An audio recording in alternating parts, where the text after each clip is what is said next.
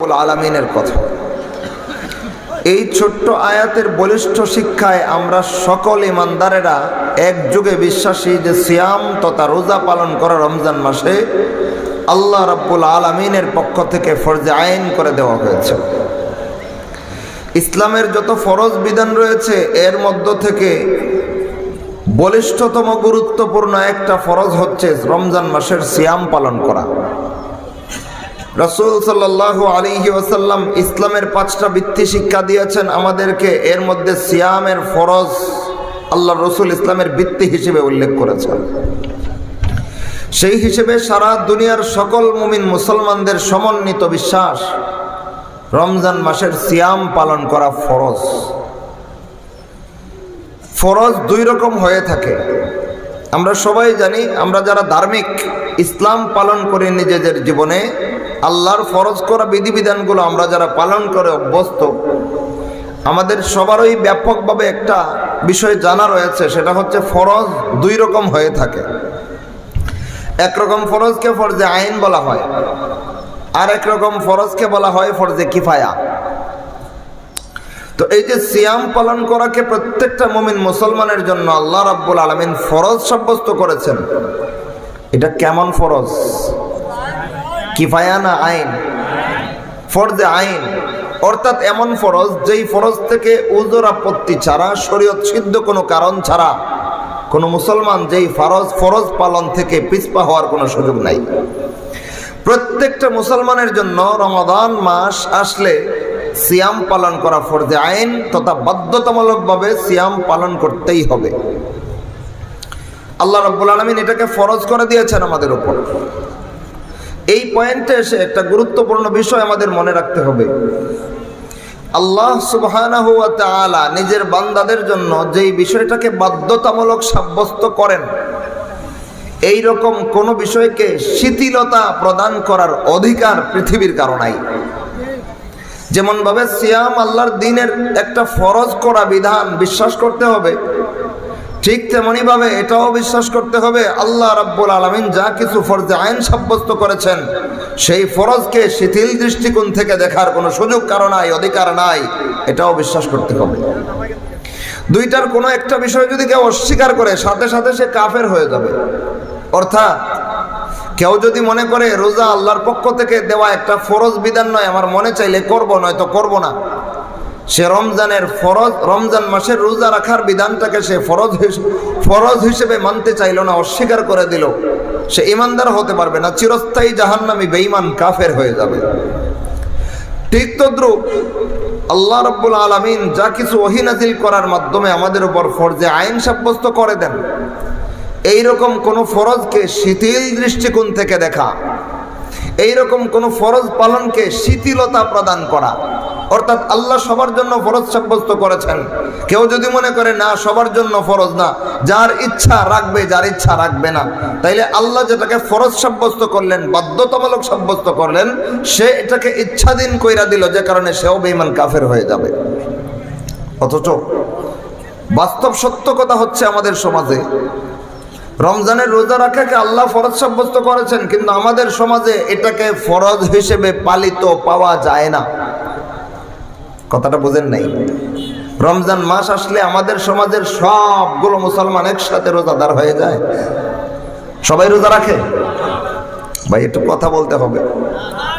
আমার একটা অভ্যাস হচ্ছে কি, আলোচনা করার সময় শ্রোতারা যদি কথা না বলেন তাইলে আমার কথা বলার মুড নষ্ট হয়ে যায়, তখন আর গোছালোভাবে কথা বলতে পারি না, এলোমেলো কিছু কথা বলে নাইমা পড়ি। একজন মানুষের এক একটা অভ্যাস থাকে। তো কথাগুলো যদি বুঝতে সক্ষম হন, একটু কথা বলতে রাজি আছেন তো? ইনশাআল্লাহ।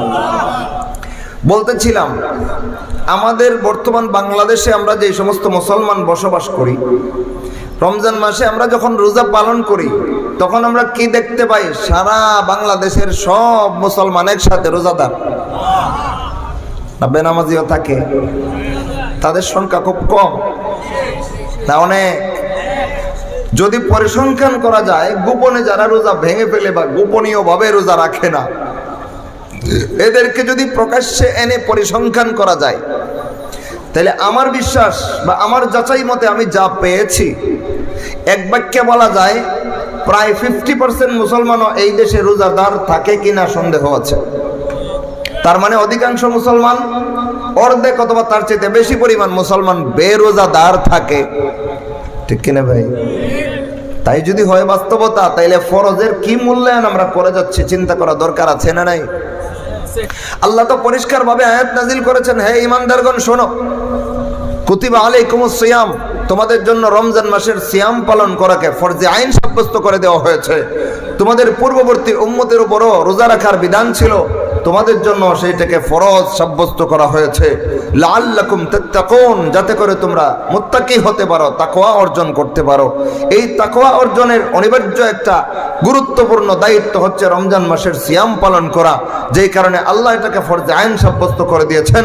অথচ আমাদের মুসলিম সমাজে এই ফরজে আইনকে এমনভাবে আমরা পালন করে যাচ্ছে, এটাকে ফরজে আইন মনে হয় না, মনে হয় মানুষের ইচ্ছাধীন। আল্লাহর ফরজ যেভাবে আল্লাহ করে দিয়েছেন সেইভাবে আমরা মানতে পারলাম না ব্যর্থ হয়ে গেলাম? এইখানে এসে রাসূলুল্লাহ সাল্লাল্লাহু আলাইহি ওয়াসাল্লাম আমাদেরকে একটা দায়িত্ব দিয়েছেন। যে সমস্ত মুসলমানেরা ইসলামকে নিজের ধর্ম হিসেবে স্বীকার করবে, যে সমস্ত ঈমানদারেরা আল্লাহ এবং রাসূলের বিশ্বাসের কথা স্বীকার করবে, নিজেকে মুমিন দাবি করবে, প্রত্যেকটা মুসলমানের দায়িত্ব হচ্ছে আল্লাহ রাব্বুল আলামিন যেই বিধান যেইভাবে ঘোষণা করবেন, রাসূল সাল্লাল্লাহু আলাইহি ওয়াসাল্লাম ইসলামী শরীয়তের যেই বিধান যেইভাবে শিক্ষা দিবেন সেইভাবে বাস্তবে আমল করার চেষ্টা করা। কিন্তু কেউ যদি এর বিরুদ্ধে অবস্থান নেয়, ঈমানদার না বেঈমান?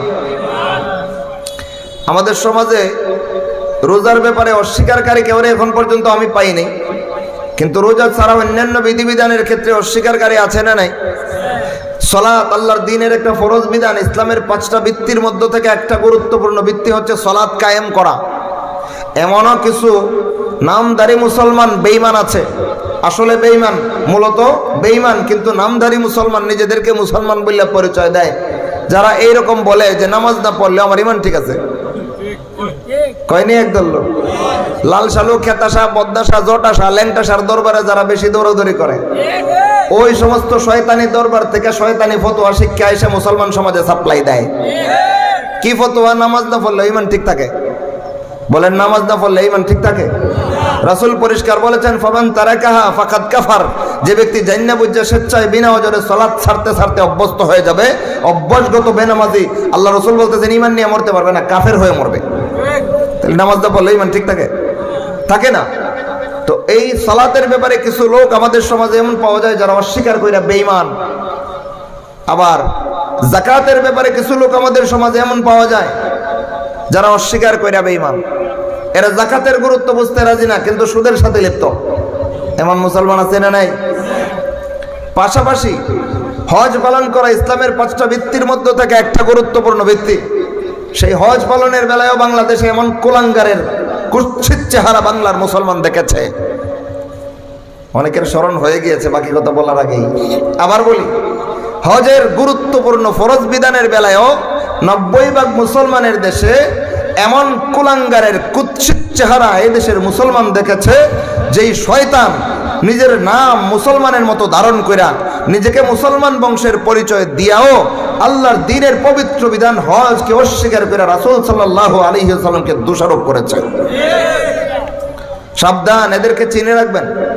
আল্লাহর দ্বীনের সুসাব্যস্ত কোনো একটা বিধান চাই আল্লাহর বিধান হিসেবে সাব্যস্ত করেছেন বা রাসূল বিধান হিসেবে শিক্ষা দিয়েছেন, এমন কোনো সুসাব্যস্ত বিধান কেউ যদি জেনে বুঝে অস্বীকার করে, সাথে সাথে সে চিরস্থায়ী জাহান্নামী কাফের ছাড়া আর কিছু নয়। সেই হিসেবে রমজান মাসের সিয়াম পালনের ব্যাপারে এই পর্যন্ত পাইনি, আলহামদুলিল্লাহ। আল্লাহ যেন এই বাংলার মুসলমানদের দ্বীন ঈমান সংরক্ষণের ব্যবস্থা সুপ্রসন্ন করে দেন। রমজানের সিয়ামকে অস্বীকার করার মতো কোনো কুলাঙ্গার যেন বাংলাদেশে জন্ম না হয়। ডাইরেক্ট অস্বীকার করুক আর না করুক, আমলগত অস্বীকারী আছে না নাই? স্বীকার করে সিয়াম পালন করা আল্লাহ রাব্বুল আলামিনের ফরজ করা একটা গুরুত্বপূর্ণ বিধান, কিন্তু লোকে লোকে পর্দা টাঙ্গায় গিয়া খায়, এমন মুসলমান আছে না নাই? এরা ঈমানগত দিক থেকে স্বীকার করে সিয়াম পালন করা আল্লাহর দ্বীনের একটা গুরুত্বপূর্ণ বিধান, কিন্তু পালন করার বেলায় কার্যগতভাবে অস্বীকার করে। তো যারা ঈমানগতভাবে আল্লাহর দ্বীনের কোনো বিধানকে অস্বীকার করে, এরা চিরস্থায়ী জাহান্নামী কাফের হয়ে যায়। আর যারা ঈমানগতভাবে আল্লাহর দ্বীনের বিধান অস্বীকার করে না, মাইনা নেয়, কিন্তু কার্যগতভাবে অস্বীকার করে, অর্থাৎ পালন করে না, এরা ফাসেক হয়ে যায়। কি হয়ে যায়? ফাসেক হয়ে যায়। ভালো রকম জেনে রাখবেন, ফাসেকের ঠিকানা জান্নাত নয়, বরং জাহান্নাম। ঈমানের কারণে জান্নাতে যেতে পারবে বহুদিন পরে, হাজার হাজার বছর জাহান্নামে জয়লা সারা জীবনের ফিস্ক ফুজুর ফাসেকের গুনাহ যা কামাইছে সবগুলো গুনাহ জাহান্নামে জ্বলতে জ্বলতে জ্বলতে পুইরা যখন শেষ হবে, লম্বা সময় পরে গিয়া জান্নাতে যাওয়ার নসিব হবে যদি ঈমান ঠিক থাইকা থাকে। কিন্তু এখানে আরেকটা গুরুত্বপূর্ণ প্রসঙ্গ মনে রাখবেন, যে ব্যক্তি জেনে বুঝে স্বেচ্ছায় একটা ফিস্কের উপরে, ফাসেকের উপরে, একটা কবিরা গুনার উপরে সারা জীবন নিজেকে দায়েম রাখে, সারা জীবন নিজেকে কবিরা গুনার উপরে ধরে রাখে, তাওবা করে না, তার একটা কবিরা গুনার উপরে ইসরার করার কারণে, বারবার করার কারণে তার ঈমান দুর্বল হতে থাকে, এক পর্যায়ে ঈমান নষ্ট হয়ে যায়। সেই দৃষ্টিকোণ থেকে রমজান মাসের সিয়াম পালন করা আল্লাহ রাব্বুল আলামিনের গুরুত্বপূর্ণ একটা ফরজে আইন বিধান। যারা আমলগতভাবে এটাকে সমাজে পালন না কইরা অভ্যস্ত, এরাও ঈমান নিয়ে মরতে পারার কোনো নিশ্চয়তা আছে? বেঈমান হয়ে মরার সম্ভাবনা বেশি। এদের ব্যাপারে আমাদের কোনো দায়িত্ব আছে না নাই? দায়িত্ব আছে। সিয়াম সম্পর্কে আলোচনা করলে বিজ্ঞ ওলামায়ে কেরাম কোরআন হাদিসের অনেক কিছুই আলোচনা করেন, সেগুলো আপনারা জানেন, এ কারণে আমি সেইগুলো বলবো না। আমি এমন একটা প্রসঙ্গের আলোচনা করব সিয়াম সম্পর্কে যেই প্রসঙ্গে আলোচনা হয় না। এটা আজকে ইনশাল্লাহ বুঝা যাবেন, আমিও ইনশাল্লাহ আলোচনা করে যাব। আল্লাহ রাব্বুল আলামিন কথাগুলো শোনার, বোঝার, আমল করার তৌফিক দান করেন। তো এই পয়েন্টে এসে দেখেন, আল্লাহ রাব্বুল আলামিন রমজানের সিয়াম পালন করাকে প্রত্যেকটা মুমিন মুসলমানের জন্য ফরজে আইন সাব্যস্ত করেছেন। কোনো মুমিন যদি এটাকে আকীদাগতভাবে অস্বীকার করে, সে চিরস্থায়ী জাহান্নামী কাফের হয়ে যাবে। আর কোনো মুসলমান যদি এমন পাওয়া যায় আকীদাগতভাবে রমজানের সিয়াম পালন করাকে অস্বীকার করে না, কিন্তু আমলগতভাবে সারা জীবনের বেরোজাদার, এমন মুসলমান আছে না নাই?